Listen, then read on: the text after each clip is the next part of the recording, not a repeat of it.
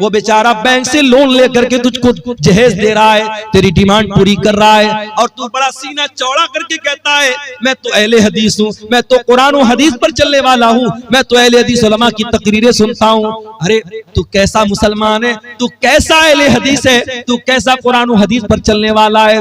क्या तूने कुरान की आयत नहीं पढ़ी? लक़द काना लकुम फी रसूलिल्लाहि उस्वतुन हसना।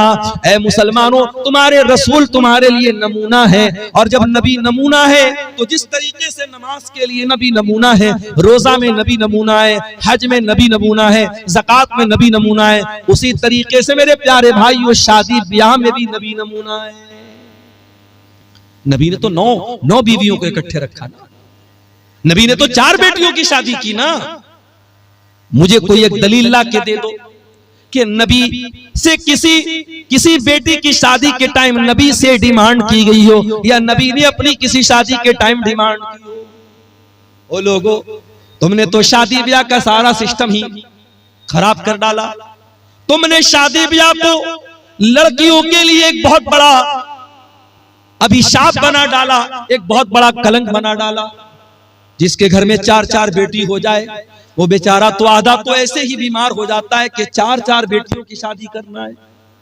जिस घर में 4 जवान बेटियां हो और बाप बेचारा मजदूर हो, तो बाप बेचारा रोजाना इसी गम में जीता है कि 4 जवान बेटियों की शादी कैसे करूंगा।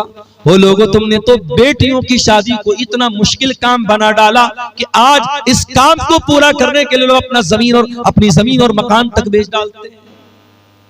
और कभी आपने गौर किया कि आज के इस दौर में भी भारत सरकार को यह नारा क्यों लगाना पड़ता है कि बेटी पढ़ाओ बेटी बचाओ? बेटी बचाने का नारा ये क्यों लगाना पड़ता है? क्योंकि 2025 के इस तरक्की के दौर में जब हमारे भारत का झंडा चांद के ऊपर भी लहरा रहा है, आज भी भारत में लाखों बच्चियों को मां के पेट में मार दिया जाता है। अल्ट्रासाउंड के जरिए उनको जांच करके कि मां के पेट में लड़की पल रही है, उसको मां के पेट में ही खत्म कर दिया जाता है। अगर आप इसके असबाब पर गौर करें, इसकी वजह पर गौर करें, तो बहुत बड़ी वजह लड़कियों की शादी में आने वाली परेशानियां हैं। नहीं चाहते लोग कि हम ये बवाल क्यों पालें, हमें नहीं चाहिए लड़की, लड़का होगा तो लाएगा और लड़की होगी तो लेके जाएगी। ये सोच है आज समाज की। मेरे प्यारे साथी, ओ लोगों, शरीयत 2 चीजों का नाम है। इबादत किसकी? इबादत सिर्फ अल्लाह की। और इबादत कैसी? इबादत रसूल के जैसी। और इबादत रसूल के जैसी जब करना है तो निकाह और शादी ब्याह भी ये आपकी जिंदगी का एक बहुत अहम हिस्सा है। हमें और आपको ये देखना पड़ेगा कि नबी के दौर में शादी ब्याह कैसी होती थी। और एक बात बोलूं आपसे, हमारे नबी ने जो काम किया है वो काम करना भी इबादत है, और जो हमारे नबी ने काम नहीं किया है और करने का तकाजा था वो काम ना करना भी इबादत है। मिसाल के तौर पे अल्लाह के नबी खाने काबा का तवाफ करते थे। खाने काबा के 4 कोने थे। एक कोने का नाम हजर अस्वद था, एक कोने का नाम रुकने यमानी, और 2 कोने और थे जो रुकने शामी कहलाते थे। अल्लाह के प्यारे नबी जब खाने काबा का तवाफ करते थे तो हजर अस्वद का इस्तेलाम करते थे, उसको हाथ लगाते थे, और इसी तरीके से रुकने यमानी को हाथ लगाते थे। 4 कोनों में से सिर्फ 2 कोनों को अल्लाह के नबी हाथ लगाते थे, और हजर अस्वद को अगर मौका मिलता था तो चूम लेते थे। मौका मिले तो चूम लेना चाहिए। जो लोग हज करने जाते हैं, उम्रा करने जाते हैं, वो देखते होंगे कि खास तौर से जो अफ्रीका वाले, सूडान वाले मोटे मोटे होते हैं ना, ये किसी और को आगे आने ही नहीं देते। अब इंडिया और पाकिस्तान के दुबले पतले लोग तो पहले उन मोटे लोगों को देख के किनारे से भाई हट जाओ हट जाओ। वो सब तो ऐसा दाएं बाएं क्यों लगा कि आप ऐसा मारेंगे कि आप बेहोश हो जाएंगे। तो वहां पर भी धक्की धक्का हो रही है। याद रखो मेरे प्यारे साथियों, हजर अस्वद को चूमना ये सुन्नत है, जरूरी नहीं है। अगर कोई हज कर ले, उमरा कर ले, अगर एक बार भी उसको हजर अस्वद को चूमने के या छूने का मौका ना मिले, उसके हज और उमरा के सवाब में कोई कमी आने वाली। एक साहब उमरा करके आए अपनी अहलिया के साथ, तो कहने लगे कि मौलाना मेरी बीवी को बड़ी शिकायत है। मैंने कहा क्या शिकायत है? बोले वो कहने लगी कि वो खाने काबा पे हम दोनों का सपना था मियां बीवी का कि अपना हाथ रख के हम सेल्फी लेते। अब खाने काबा के पास भी ये नौटंकी हो रही है, वहां पर भी मियां बीवी दोनों अपना हाथ रख के फोटो ले रहे हैं और फिर उसको डीपी बनाया जाता है कि ये हमने ये काम बहुत बड़ा काम किया। अगर ये बहुत बड़ा काम था, मियां बीवी का अपना हाथ खाने काबा के खिलाफ पे रखना बहुत बड़ा काम था। मेरे नबी ने भी तो हज किया था, मेरे नबी ने भी तो उमरा किया था, आपने क्यों नहीं अपनी बीवियों के साथ खाने काबा के खिलाफ पर हाथ रखा? आज अफसोस की बात है कि इस तरीके की नौटंकी के लिए और इस तरीके की चोंचलेबाजी के लिए लोग धक्के खाते हैं। औरतों की बेहुरमती होती है, मर्दों से धक्के खा करके औरतें वहां तक जाती हैं। कोई जरूरत नहीं है मेरे प्यारे साथी। नबी ने जो काम किया है वो करना सुन्नत है, और नबी ने जो काम नहीं किया है वो न करना सुन्नत। नबी ने शादी की है, शादी करना भी सुन्नत है। अगर आप शादी करने के काबिल हैं और शादी नहीं कर रहे हैं तो ये भी गलत बात है। होगा किसी और मजहब में ये सिस्टम, शादी मत करो, दुनिया छोड़ दो, जिंदगी भर नंगे रहो। इस्लाम में ऐसा कोई कॉन्सेप्ट नहीं है। अल्लाह के नबी के एक सहाबी थे, उनका नाम था उस्मान बिन मज़ून रज़ी अल्लाह ताला अन्हु। उन्होंने तय कर लिया कि मैं शादी नहीं करूंगा।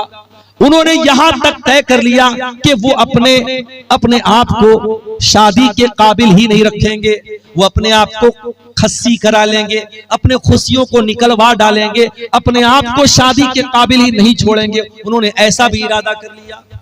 अल्लाह के प्यारे नबी को पता चला, आपने बुलवाया, आपने फरमाया या उस्मान, ऐ उस्मान, अतब्तगी रहबानियतन, क्या तुम रहबानियत इख्तियार करना चाहते हो? क्या तुम वो मजहब इख्तियार करना चाहते हो जो अल्लाह को पसंद नहीं, जो रसूल को पसंद नहीं? ऐ उस्मान, कान खोल करके सुन लो, मैं अल्लाह का रसूल हूँ, मैं नमाज भी पढ़ता हूँ और मैं रात को आराम भी करता हूँ, मैं रोजा भी रखता हूँ और मैं कभी कभी गैपिंग भी देता हूँ। मैं कंटिन्यू रोजा नहीं रखता हूँ, यानी नफिल रोजा, और मैंने निकाह भी किया है, मैंने शादी भी की है, और यही मेरा तरीका है, और जो मेरे तरीके से हट जाए उसका मुझसे कोई ताल्लुक नहीं है। शादी करना ये मेरे नबी की सुन्नत है। बीवी बच्चों को छोड़कर दुनिया घूमना ये मेरे नबी ने नहीं सिखाया। आप दुनिया का हक अदा कर ही नहीं सकते जब तक आप अपनी बीवी का हक अदा ना करें, अपने बच्चों का हक अदा ना करें। इसलिए मेरे प्यारे साथियों, ये दो उसूल याद रखना। इबादत किसकी? इबादत सिर्फ अल्लाह की। और इबादत कैसी? इबादत रसूल के जैसी। और आज जो पूरी दुनिया में हम जूते खा रहे हैं, जलील हो रहे हैं, खार हो रहे हैं, माफ करना, हम इन्हीं दोनों उसूलों से हटे हैं। या तो इबादत में अल्लाह के अलावा किसी को शरीक किया है, या इताअत में रसूल के साथ किसी को शरीक किया है। आज आप देख लें, मुसलमान हिंदुस्तान में पहचाना जाता है अजमेर शरीफ से। अजमेर शरीफ से इसकी पहचान होती है कि ख्वाजा साहब की दरगाह पर चादर चढ़ाई जा रही है, प्राइम मिनिस्टर की तरफ से और राष्ट्रपति की तरफ से चादर चढ़ाई जा रही है, और मुसलमान बेचारा बड़ा खुश होता है, हमारी मजार पे प्राइम मिनिस्टर की तरफ से चादर आ रही है। मैं कहता हूं मेरे प्यारे भाइयों, ये मजारों पर चादरें चढ़ाना ये कौन से इस्लाम का तरीका है? अरे तेरी कौम के कितने लोग नंगे सो रहे हैं, कितने तेरे कौम की बच्चियों के तन पर आज ढापने को कपड़ा नहीं है, और तू अल्लाह के वलियों के इंतकाल के बाद उनकी कब्रों पर चादर चढ़ा रहा है। और आप जाके पता लगा लीजिएगा, दरगाहों पे चढ़ने वाली ये चादरें ये रोटेट होती रहती हैं। जो चादर आप चढ़ाते हैं वही चादर मार्केट में बिकती है और दोबारा फिर चढ़ाई जाती है। रोटेशन चलता रहता है, ये धंधा बन चुका है। इस्लाम में न तो कोई पक्की कब्र की इजाजत है और न किसी कब्र के ऊपर चादर चढ़ाने की इजाजत है। इस्लाम कब्र परस्ती का मजहब नहीं। हमारे प्यारे नबी ने अपने इंतकाल के पहले अपनी उम्मत को खबरदार किया था, लानल्लाहुल यहूद वन नसारा इत्तखज़ू कुबूर अंबियाइहिम मसाजिद। अल्लाह की लानत हो यहूदियों के ऊपर और ईसाइयों के ऊपर, उन्होंने अपने नबियों की कब्रों को सजदा करने की जगह बना लिया। कब्रों को सजदागाह बना लेना ये लानती लोगों का तरीका है, ये यहूद और नसारा का तरीका है। मेरे प्यारे साथी, आज मुसलमान कब्र परस्ती से पहचाना जाता है। आज मुसलमानों के बच्चों के हाथ में और गले में तावीज, ये पहचान है कि वो मुसलमान का बेटा है। अरे तेरे नबी ने तो कभी तावीज नहीं पहना, तेरे नबी ने हसन और हुसैन को दुआएं पढ़ के दम किया, कभी हसन और हुसैन के गले में तावीज न डाला, कभी सहाबा ने अपने बच्चों के गले में तावीज न डाला। तुझे शॉर्टकट चाहिए, तूने इस्लाम का शॉर्टकट बना डाला। तूने नजरे बद से बचने के लिए और जादू से बचने के लिए अपने बच्चों के गले में तावीज डाल दिया, और तूने कुरान। लोग कहते हैं मौलाना साहब तावीज के अंदर कुरान लिखा रहता है, कभी जात के देख लेना, ये तावीज को मैंने खोल के देखा है, कोई कुरान वुरान नहीं लिखा रहता है। तावीज के अंदर कुरान नहीं, शिरकिया चीजें लिखी रहती हैं। या जिब्रील या मीकाईल या इसराफील, फरिश्तों को पुकारा जाता है, फरिश्तों को अल्लाह के सिवा पुकारा जाता है। और अगर 2 मिनट के लिए मान भी लिया जाए कि तावीज के अंदर कुरान लिखा है, तो कुरान तावीज में आप पहने हुए हैं, उसी हालत में बीवी से मुलाकात कर रहे हैं, उसी हालत में लेटरिन में जा रहे हैं, उसी हालत में बाथरूम में जा रहे हैं, क्या ये कुरान की बेहुरमती नहीं है? क्या ये कुरान का अपमान नहीं है? मेरे प्यारे साथी, हर उस अमल से बचो जो अल्लाह की तौहीद से टकराने वाला। याद रखो मेरे भाइयों, अगर तौहीद गड़बड़ है, अल्लाह के हम कभी कामयाब नहीं हो सकते। इसलिए कि अल्लाह कुरान में कहता है, इन्नहु मन युशरिक बिल्लाहि फक़द हर्रमल्लाहु अलैहिल जन्ना, जो अल्लाह के साथ शिर्क करेगा उसके ऊपर अल्लाह ने जन्नत को हराम कर दिया है। व मअवाहुन नार, और ऐसे इंसान का ठिकाना जहन्नम है। व मा लिज़्ज़ालिमीन मिन अंसार, और शिर्क करने वालों का कोई मददगार नहीं होगा, मुशरिक का कोई मददगार नहीं। लोग कहते हैं ना सरकार का दामन पकड़ लेंगे, सरकार का दामन पकड़ लेंगे। अरे नबी का दामन और नबी की शफाअत किसी मुशरिक को नसीब नहीं होगी। अल्लाह के प्यारे नबी फरमाते हैं, कयामत के दिन मैं उसी के हक में शफाअत करूंगा जो मेरी तौहीद पर कायम, जो अल्लाह की तौहीद पर कायम होगा, जो ला इलाहा इल्लल्लाह के ऊपर कायम है। इसीलिए तौहीद की हिफाजत करो मेरे प्यारे साथियों, मरते दम तक कभी शिर्क न करना। ला तुशरिक बिल्लाह, अल्लाह के नबी ने मुआज इब्न जबल को वसीयत की थी, ऐ मुआज इब्न जबल, अल्लाह के साथ किसी को शरीक मत करना। व इन कुतिलता औ हुर्रिकता, तुम्हें कत्ल कर दिया जाए, तुम्हें जला दिया जाए, जल जाना, कत्ल हो जाना, मगर अल्लाह की जात के साथ किसी को शरीक न करना, शिर्क मत करना। मेरे प्यारे साथियों, अपनी पेशानी को अल्लाह के सिवा किसी और के दर पे मत चुका। और याद रखो, अगर ये शिर्क हो गया और बगैर तौबा किए इंसान दुनिया से चला गया, तो अल्लाह क्या उसकी माफी नहीं। इन्नल्लाह ला यगफिरु अन युशरक बिही व यगफिरु मा दून ज़ालिका लिमन यशा, जो दुनिया से शिर्क करके चला गया और शिर्क की हालत में मर गया, अल्लाह फरमाता है उस मुशरिक की हम मग़फ़िरत नहीं करेंगे, मुशरिक की अल्लाह ताला के माफी नहीं। अच्छा, मैं एक मिसाल से बात करता हूँ। मकान आपका है, घर आपका है, कोई दूसरा आकर के आपके मकान पे कब्जा कर ले और आपके मकान को अपना मकान कहे, क्या आप गवारा करेंगे? आपकी बीवी निकाह आप करके लाए और आपके बजाय किसी और को शौहर माने, क्या आप गवारा करेंगे? नहीं नहीं, मेरी बीवी है, मेरे अलावा किसी और को नजर भर के देखे, हम तो ये भी गवारा नहीं करेंगे। जब हमारी गैरत ये तकाजा करती है कि जो चीज हमारी है उस पर किसी और का हक ना हो, अल्लाह तो हमसे ज्यादा गैरत वाला है, अल्लाह तो सबसे ज्यादा गैरत वाला है। अल्लाह की गैरत को गवारा नहीं है कि इबादत में अल्लाह के साथ किसी को शरीक किया जाए। तो इबादत किसकी? इबादत सिर्फ अल्लाह की। अब आओ जरा दूसरे सवाल पर हम गौर करें, इबादत कैसी? इबादत रसूल के जैसी। आज एक नमाज आप पढ़ते हैं, किसी मस्जिद में चले जाओ, कोई सीने पर हाथ बांध रहा है, दूसरी मस्जिद में चले जाओ नाफ के नीचे हाथ बांध रहा है, तीसरी मस्जिद में चले जाओ हाथ छोड़ के नमाज पढ़ रहा है। एक नमाज इस्लाम की इबादत है, 36 तरीके से नमाज पढ़ी जा रही है, हर मस्जिद में एक नया तरीका है। एक मस्जिद में गए, अस्सलामु अलैकुम व रहमतुल्लाह, अस्सलामु अलैकुम व रहमतुल्लाह कहने के बाद इमाम साहब और मुक्तदी लोग जोर से कहते अल्लाहु अकबर, अस्तगफिरुल्लाह, अस्तगफिरुल्लाह, अस्तगफिरुल्लाह। दूसरी मस्जिद में गए, इमाम ने सलाम फेरा, जल्दी से हाथ उठाया, इमाम दुआ करने लगा, पीछे मुक्तदियों ने भी हाथ उठाया और इमाम की दुआ पर आमीन कहा। नमाज के तरीके में इतना मतभेद क्यों है? नमाज के तरीके में इतना फर्क क्यों है? क्यों अपने अपने मसलक की तरीके की नमाजें बना के आपने रखी है? आओ मेरे प्यारे साथियों, आज इस स्टेज से, मदरसा इस्लाहिया के इस स्टेज से आपको इत्तेहाद की दावत देता हूं, आपको एकता की दावत देता हूं। आओ नमाज का वो तरीका चलेगा जो जनाब मोहम्मद रसूलुल्लाह सल्लल्लाहु अलैहि वसल्लम ने बयान किया। और आपने फरमाया सल्लू कमा रायतुमूनी उसल्ली, ऐ मेरी उम्मत के लोगों, उस तरीके पर नमाज पढ़ते रहो जिस तरीके पर तुमने नमाज मुझको पढ़ते हुए देखा है। नबी का ये कहना कि मेरे तरीके पर नमाज पढ़ते रहो, नबी का ये कहना इस बात की दलील है कि कयामत तक वो तरीका महफूज रहेगा। और आज भी हदीस की किताबें बताती हैं कि अल्लाह के नबी जब तशहुद में बैठते थे तो कहां पर उंगली हिलाते थे, कहां पर उंगली को हरकत देते थे। जब आप रुकू में जाते थे तो घुटनों को कैसे पकड़ा करते थे, जब आप सज्जे में जाया करते थे तो आपकी नाक जमीन पर होती थी कि नहीं थी, आपकी पेशानी जमीन पर होती थी या नहीं थी। एक एक तरीका आपका नमाज का हदीस की किताबों में मिलेगा। तो इबादत कैसी, इबादत रसूल की जैसी। ये इतना नाजुक मामला है कि आप इसमें कोई फेर बदल नहीं कर सकते। चलिए एक मिसाल आपको देता हूं, बहुत प्यारी मिसाल है, इसको जरा गौर से सुनिए। हदीस कहां पर है? बुखारी में भी है, मुस्लिम में भी है।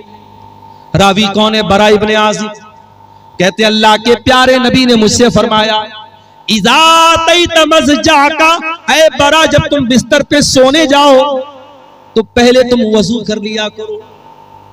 हमारे पास कुछ औरतों का फोन आया, मौलाना साहब बड़े डरावने सपने आते हैं, मौलाना साहब रात में डरावने सपने आते हैं, जिन्नात परेशान करता है, जादू से परेशान है। चलो एक तरीका तुमको बता रहा हूं, कभी जिन्नात परेशान नहीं करेंगे। जब भी रात में बिस्तर पे सोया करो तो वजू करके सोया करो। वजू करके सोना ये नबी की सुन्नत है। नबी अकरम ने फरमाया कि ऐ बरा जब तुम बिस्तर पे सोने जाओ तो वजू कर लो। कौन सा वजू? जो नमाज के लिए करते हो, जो जनरल वजू है, जो आम तरीका है वजू करने का। और उसके बाद अपने दाहिनी करवट लेट जाओ और ऐ बरा इब्ने आजिब अब मैं जो दुआ सिखा रहा हूं उस दुआ को तुम पढ़ करके सो जाओ। कौन सी दुआ है? अल्लाहुम्मा अस्लम व फव्वस्तु अम्री इलैक व अलजातु ज़हरी इलैक रग़बतन व रहबतन इलैक ला मलजा वला मनजा मिनका इल्ला इलैक आमनतु बिकिताबिकल लज़ी अंज़लता व बिनबिय्यिकल लज़ी अरसलता। नबी ने ये दुआ सिखाई। दुआ का मतलब क्या हुआ? यही तो बड़े अफसोस की बात है, हम दुआएं पढ़ते हैं, दुआओं का मतलब भी जानने की कोशिश नहीं करते। कितनी प्यारी दुआ है, अल्लाहुम्मा अस्लमतु नफ्सी इलैक। आय अल्लाह मैं बिस्तर पे सोने जा रहा हूं, नहीं मालूम सुबह जिंदा उठूंगा कि नहीं उठूंगा। आय अल्लाह मैं अपने आप को तेरे हवाले करके जा रहा हूं। व फव्वज़तु अम्री इलैक, और अल्लाह मेरी तिजोरी में कितना पैसा है, मेरे बच्चों का क्या बनेगा, मेरी बीवी का क्या बनेगा, मेरे जो भी मामलात हैं आय अल्लाह मैं तेरे हवाले करके जा रहा हूं। रग़बतन व रहबतन इलैक, आय अल्लाह मैं तुझसे डरता भी हूं और तेरी रहमत की उम्मीद भी रखता हूं। तेरे अजाब का डर भी मेरे सीने में है और तेरी रहमत की उम्मीद भी मेरे दिल में है। और ऐ अल्लाह आमनतु बि ला मलजा वला मनजा मिनका इल्ला इलैक। ऐ अल्लाह तू जिसको पनाह दे दे, तू जिसको पनाह न दे उसको कोई पनाह देने वाला नहीं, तू जिसको नजात न दे उसको कोई नजात देने वाला नहीं। आमनतु बिकिताबिकल लज़ी अंज़लता, ऐ अल्लाह मैं तेरी किताब पर ईमान लाता हूं जो किताब तूने उतारी है। व बिनबिय्यिकल लज़ी अरसलता, और मैं तेरे नबी पर ईमान लाता हूं जिस नबी को तूने रसूल बना के भेजा। ये है दुआ का तर्जमा, दुआ का अनुवाद जो थोड़ा सा मैंने आपके सामने किया है। अब जरा गौर से सुनिए, नबी ने दुआ सिखाई, कहा कि ऐ बरा दाहिनी करवट लेट जाना वजू करके और ये दुआ पढ़ लेना, उसके बाद कुछ मत कहना, सो जाना। अगर उसी हालत में तुम मर गए मुत्ता अलल फितरा, तो तुम फितरत पर मरोगे, जन्नत में जाओगे। अगर ये दुआ पढ़ के मर गए तो जन्नत में जाओगे, जन्नती तुम्हारी जन्नत पक्की हो जाएगी। अगर इस दुआ को पढ़ के इसी अकीदे पर तुम दुनिया से चले। सहाबा के जमाने में मोबाइल तो नहीं था, साउंड रिकॉर्डर तो नहीं था, जल्दी से रिकॉर्ड कर लिया जाए। सहाबा तो सुन के याद करते थे। आज हमारे पास कितनी सहूलत है मेरे भाई। आज आपने ये दुआ सुनी है, मैंने जल्दी जल्दी दुआ सुनाई है। अगर आप इस दुआ को बाद में याद करना चाहें तो यूट्यूब पर आ जाएगी, आप धीरे धीरे सुन के किसी कॉपी पे नोट करके भी याद कर सकते हैं। सहाबा तो ऐसा नहीं कर सकते थे। हजरत बरा कहते हैं मैं जल्दी जल्दी इस दुआ को दोहराने लगा, मैं रिपीट करने लगा इसको याद करने के लिए। जब मैं दोहराने लगा तो पूरी दुआ तो मैंने सही पढ़ी, बस एक जगह थोड़ी सी गलती मुझसे हो गई। नबी ने क्या दुआ सिखाई थी? आमनतु बि किताबिकल्लज़ी अंज़लता व बि नबिय्यिकल्लज़ी अरसलता।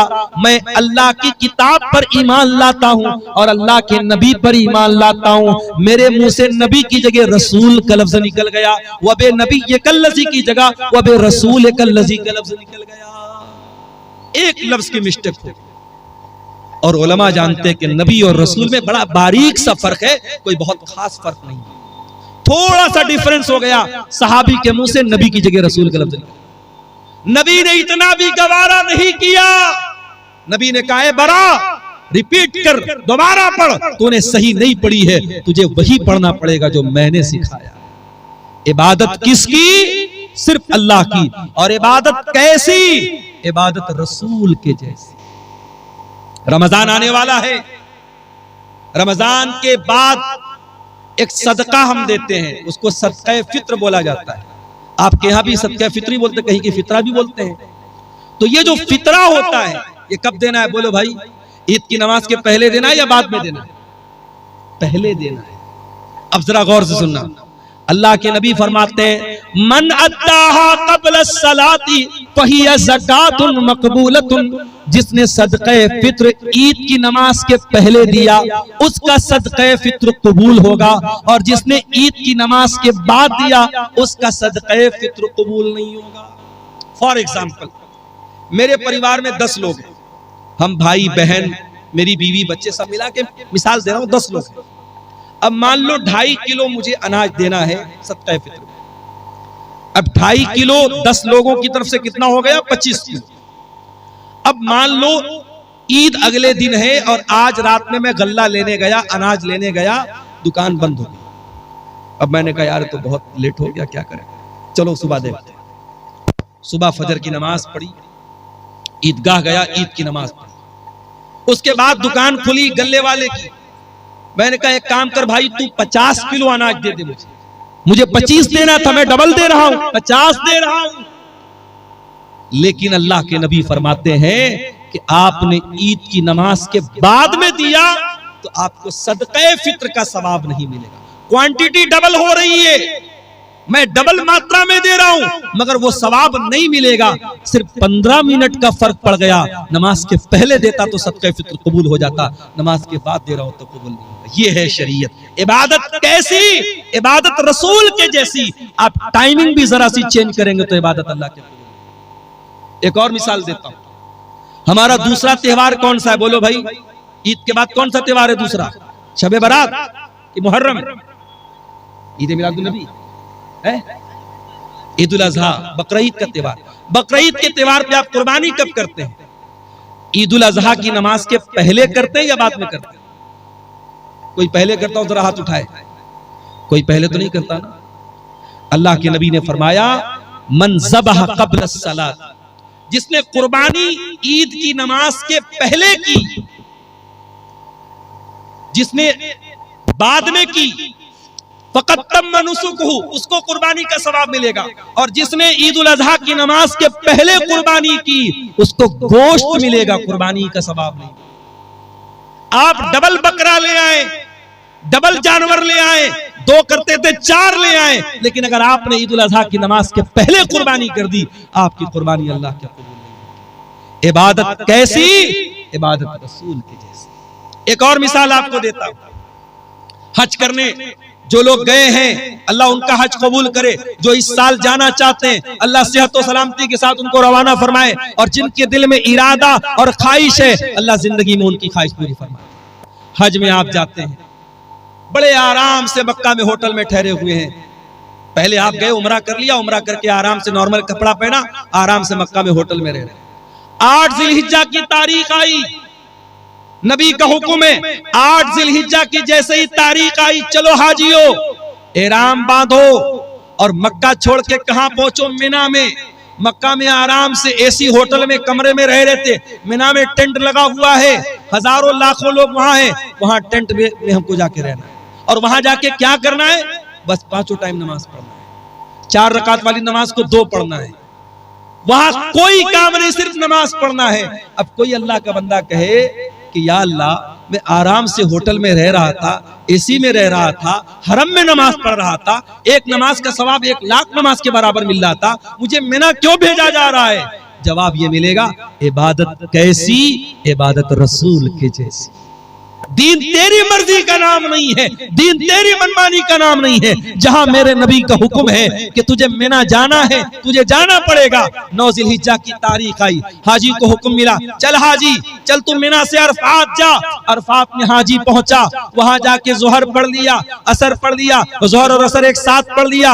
अब जोहर से लेकर के सूरज डूबने तक 5 घंटा 6 घंटा कड़ी धूप निकली है, मई का महीना है।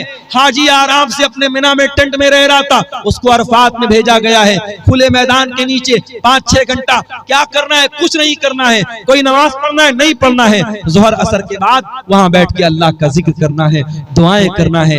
ये हज का पूरा तरीका कभी आप गौर कीजिएगा, हज का पूरा तरीका हमें बताता है इस्लाम हमारी मर्जी का नाम नहीं है, इस्लाम हमारी ख्वाहिशात का नाम नहीं है, इस्लाम अपनी इच्छाओं पर चलने का नाम नहीं है। इस्लाम अल्लाह और उसके रसूल के तरीके पर चलने का नाम है। इबादत किसकी? इबादत सिर्फ अल्लाह की। और इबादत कैसी? इबादत रसूल की जैसी। मेरे अजीजों, आज अफसोस की बात है कि मुसलमान अपने आप को मुसलमान भी कहता है, नबी का कलमा पढ़ने वाला भी कहता है, और दीन में मनमानी करता है, दीन में नई नई बिदअतें निकालता है। मुसलमान भूल गया, उसके नबी अपने हर खुतबे में कहते थे, व शर्रुल उमूरि मुहदसातुहा व कुल्लु मुहदसतिन बिदा व कुल्लु बिदअतिन ज़लाला व कुल्लु ज़लालतिन फिन्नार। दीन के अंदर हर नया काम बिदात है, और हर बिदत गुमराही है, और हर गुमराही जहन्नम में लेकर के जाने वाली है। ये बिदतें हमारा दुनिया में भी जीना हराम कर रही हैं। अभी मैं नौगछिया से आपके कटिहार आ रहा था, मुझे किसी ने बताया वहां पे कोई उर्स हो रहा है। उर्स जानते हो? उर्स क्या होता है भाई? उर्स वो तारीख होती है जिस तारीख में जिसकी मजार है, जिसकी कब्र है, उसका इंतकाल हुआ है, उसके इंतकाल पर गम नहीं मनाया जाता, उर्स मनाया जाता है। क्यों? ये अकीदा रखा जाता है कि अल्लाह का वली जिस दिन उसका इंतकाल हुआ, उसकी तो सुहाग रात है। नऊजुबिल्लाह। उर्स के माने, ये मैं गलत तर्जमा नहीं कर रहा हूँ, उर्स दुल्हन से बना, आरीस से बना है। गोया कि वो अल्लाह से मुलाकात कर रहा है, अपने महबूब से मिल रहा है, उसकी शादी की रात है, उस खुशी में उर्स मनाया। अस्तगफिरुल्लाह, ये है उर्स की हकीकत। और मुसलमान आज उर्स मना रहा है, पूरा नौगछिया का पूरा रोड जाम है। मेरे प्यारे साथियों, ये बिदअतें हमारा जीना हराम। आज आप देख लो, इस्लाम के ऊपर अमल करने में कोई ट्रैफिक जाम नहीं होता, इस्लाम पर अमल करने में किसी के लिए कोई मसला खड़ा नहीं होता। मसला तब खड़ा होता है जब हम बिदात और खुराफात में मुब्तला होते हैं। और अल्लामा इकबाल ने सही कहा था, ये उम्मत रिवायात में खो गई, हकीकत खुराफात में खो गई। मेरे भाइयों, बिदात से बचो। और आखिरी बात बयान करके बात खत्म कर रहा हूं, ये बिदात जो होती है, ये आखिरत में भी बहुत घाटे का सौदा बनेगी, आखिरत में भी बहुत नुकसान पहुंचाएगी। अल्लाह के नबी जब कयामत के दिन अपने उम्मतियों को कौसर का जाम पिलाएंगे, तो कुछ ऐसे लोग आएंगे जिनके हाथ और पैर चमक रहे होंगे वजू की वजह से, वजू की वजह से उनके हाथ पैर चमक रहे होंगे। अल्लाह के नबी उनको कौसर का जाम पिलाना चाहेंगे। फरिश्ते कहेंगे, अल्लाह के नबी आप इनको नहीं पिला सकते। अल्लाह के नबी कहेंगे, ये तो मेरी उम्मत के लोग हैं, ये तो मेरे मानने वाले लोग हैं, मेरा कलमा पढ़ने वाले लोग हैं। आप फरमाएंगे, क्यों इनको मुझे तुम कौसर का पानी नहीं पिलाने दे रहे हो? फरिश्तों, क्या बात है? फरिश्ते क्या जवाब देंगे?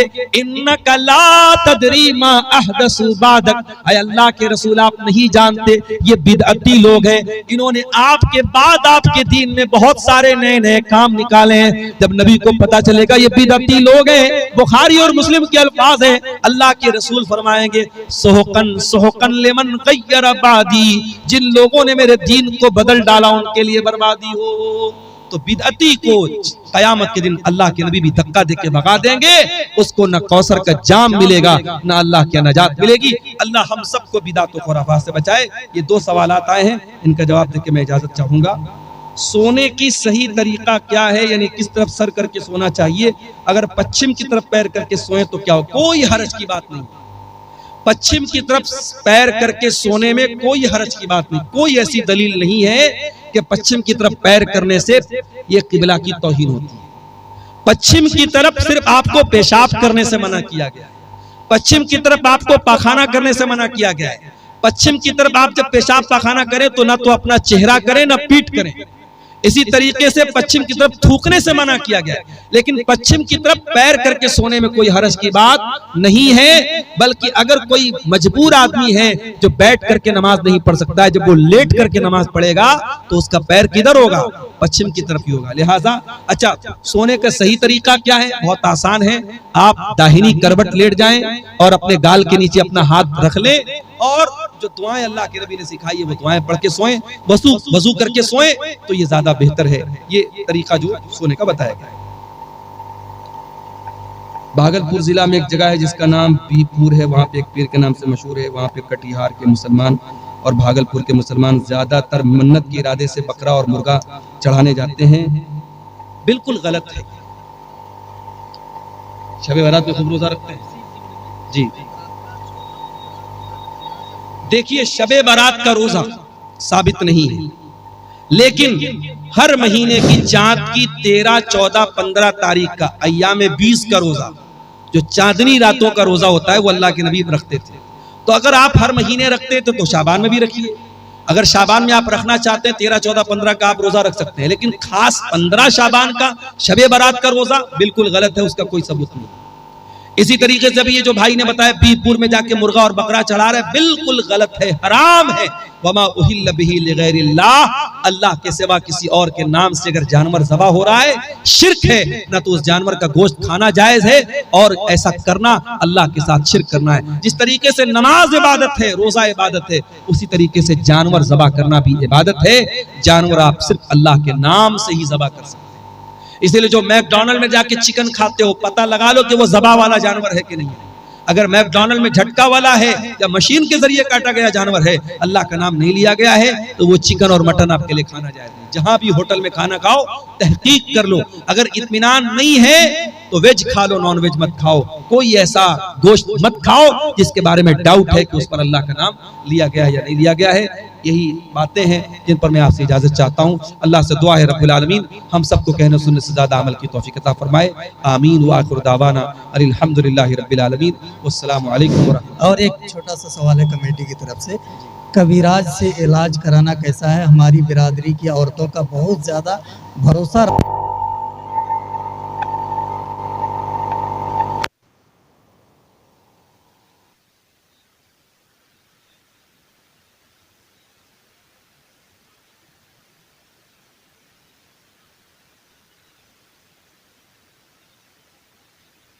मंत्र वंत्र पढ़ रहे हैं, तो ऐसे इंसान के पास जो मंत्र वगैरह के जरिए, या ये कह लीजिए जादू के जरिए, या ये कह लीजिए अपनी रूहानी ताकत के जरिए इलाज कर रहा है, उसके पास जाके इलाज कराना हराम है।